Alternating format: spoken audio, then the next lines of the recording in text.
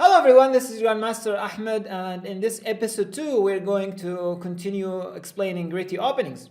Previously in episode 1 we talked about d5 e6 structure, but before we move on to another structure we will talk about the kind of Catalan structure. After knight f3, knight f6, c4, e6, g3, d5, say you go b3 protecting the pawn, bishop e7, bishop g2, castling, and now most likely you will not face this move.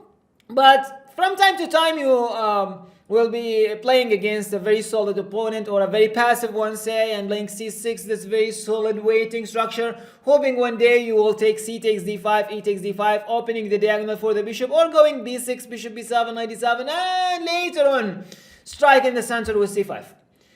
Here in this position we go d4. But wait a second, you might ask, is this a Catalan? I know Catalan is a very theoretical, very complicated lines which I don't like. I see your point, but bear me a second. After knight f3, say knight f6, d4, e6, c4, d5, g3. This is the Catalan. But if you want to play the Catalan, then first of all you have to know what to do against bishop b4, which is not an easy opening to have an advantage against after bishop b4 check. Say not bishop b4, dc4 is a huge amount of theory. After bishop 2, after bishop e7, bishop g2, now dc4 is a huge amount of theory. And say castling, now dc4 is a huge amount of theory. So you avoid all of this theoretical discussion, and after c6 you go d4, which is our move order. Say again, knight f3, knight f6, c4, e6, d5, b3, bishop e7, bishop g2, castling, c6, and now in this position we go d4. We avoid all of the previous structures from the Catalan. So after d4, you have a very strong control out of the e5 square. So there is no idea, or there is no way for black to activate the bishop using this diagonal. So e5 is kind of a dream. Or if you're not well prepared or you're not understanding the position that well, then you go c takes d5, which is strategically a bad move. And after e d5, the bishop will be open, and everything will be great for black. So now after d4, black should play sooner or later this move d6, or b6, sorry. And now we kind of waiting queen c2. Why we are waiting queen c2? Because black has two ideas and we want to wait to see what black has in his mind or in her mind. So after queen c2, if bishop a6, we go knight d2. If bishop to b7, then we go knight c3.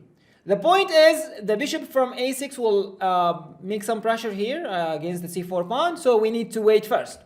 Okay, you might have a very smart question. What if knight bd7 now? Not bishop b7, not bishop to a6. Okay, because now if I go knight c3, then bishop a6 is kind of annoying. And if I go knight d2, then now in this position, I will go bishop to b7. And this knight here is not doing any pressure on the d5 square. So the answer for this question is, after knight bd7, we go simply rook d1, a very useful waiting move. If c5, then I take, and the rook is opposing the queen, and I'm waiting where this bishop will go. After, say, bishop to b7, we continue, as we said, knight c3, and e4 is going to be our plan, and our position will be great. Say queen c7, for example, in this position, we go bishop f4, exchanging these two bishops, and now we go e4. Make sure, before you go e4, this is very interesting idea. Make sure before you go e4, d4, knight e4, queen e4, make sure that e5 or c5, sorry, is not an option for black. If black managed to play c5 and this bishop got into the game without any problem, then in this position, black is better, or at least equalized. So you cannot go d5. Okay, d5 seems interesting. You cannot take. I will take the bishop, but knight f6 seems to solve all problems, and you might lose a pawn on d5 in this position.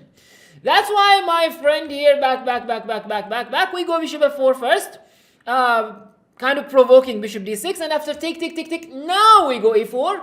After knight e4, queen e4, you are no longer able to play c5. And if you go back, wanted to go c5, I can play knight e5, open the diagonal for the bishop, still c5 cannot be played, and this is actually one of the main ideas of the Catalan opening. For sure, you can move the knight to other places, but the point is, after like some exchanges, now ideas like b4, b5 is coming, rook d7 is a threat, rook d6 might be coming, whatever. So white has all the chances to win this game.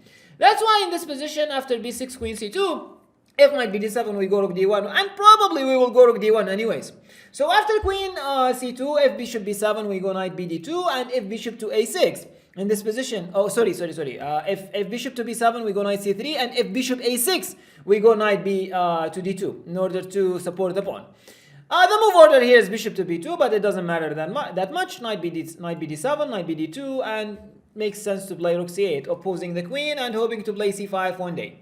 After you do all of this ideal structure, and by the way, this is why I'm not sure if you remember this, but you can go back to the beginning of the video. That's why ideas like bishop to b4 check black plays in the opening in order to provoke bishop d2. So you cannot play bishop c1, bishop b2 back. You will lose a move at least.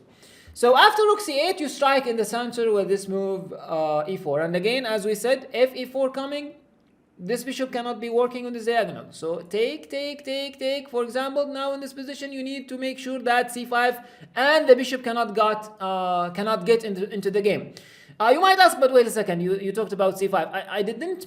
When I talked about c5, it's not about the pawn break. It's about the bishop being involved in the game. But now this bishop is kind of out of the game. And ideas like rook fd1 will bring you a huge positional and a huge advantage in this position. It seems that black here is a piece down. So after knight bd2, rook c8, we go e4 in order to avoid the previous line. c5 might be coming in order to add some pressure on the d4 on the center and probably improving the rook. And it looks kind of scary, like the rook is attacking our queen, etc, etc. But these are ghosts. We take pawn, e takes d5, improving the bishop, weakening the d5 spot, and we improve the rook fd1, opposing the black queen. And now, actually, one of the ideas for black is to go c takes d4. Probably this is the main idea. The point is to add more pressure to the c4 square and improving the rook in this position. But what makes this move is not that great is knight takes d4. And after knight takes d4, this knight has a huge potential attacking chances on the king side. After, say, for example, b5, black is trying to make use of this pin and what else he can do. And now in this position, you go knight f5.